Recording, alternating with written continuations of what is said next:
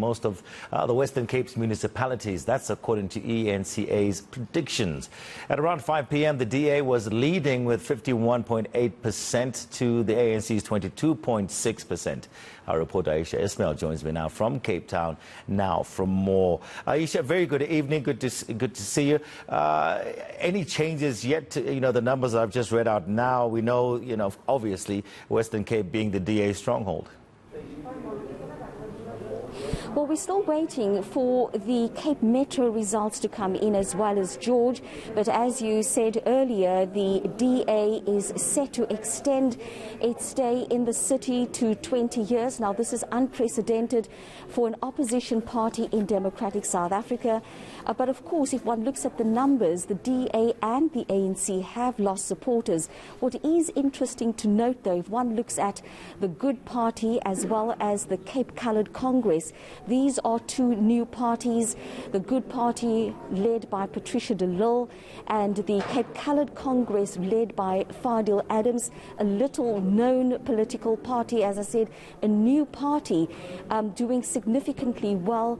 If one looks at the numbers just between the Good Party and the Cape Coloured Party, there's a difference of about 1,000 votes, and as I said, we're still waiting for the results to come through from the Cape Metro. So what's clear to happen is that the council is going to have to make way for these two new parties, and it's interesting how these new parties have kind of nudged parties like the Freedom Front Plus as well as the ACDP out, and so very, very interesting patterns emerging in the Western Cape as well as in the city of Cape Town. But of course all these numbers will change once we do get the results in from the metros as well as George. When you look at some of those small parties that you're talking about, let's say the Good Party, for instance, and led by Patricia de Lille, which way do you think they would swing if they were then needed to play kingmaker, if a coalition had to be formed? It's very difficult to say at this stage, because I don't think that the Good Party, and certainly after talking to them, that they would want to form a coalition with the DA, for instance. Remember that Patricia de Lille was in coalition with the DA before.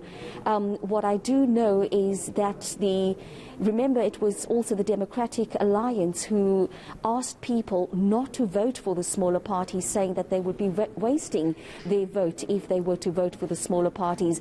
And here we're now seeing the smaller parties emerging and making a significant difference in voting patterns. But I think we're going to have to wait at least until tomorrow to find out exactly who is going to be and which parties are going to form these coalitions. And remember, earlier we also noted that there were 14 hung councils in the Western Cape, and this means also again that this is going to be ruled, these councils will have to be ruled by coalition governments. And again, it's going to be interesting to see who's going to get into bed with whom, because it's not just a question of getting into forming a coalition with one party. You're going to have to form coalitions with multiple parties, and that could actually be problematic. Yep. That becomes very messy, very, very messy. Aisha, thank you so much. You're 100% correct. So many hung municipalities at the present moment, 8. Only 8 in 2016. At the present moment, it's 12 already. So maybe they're grip loosening a little bit for the DA.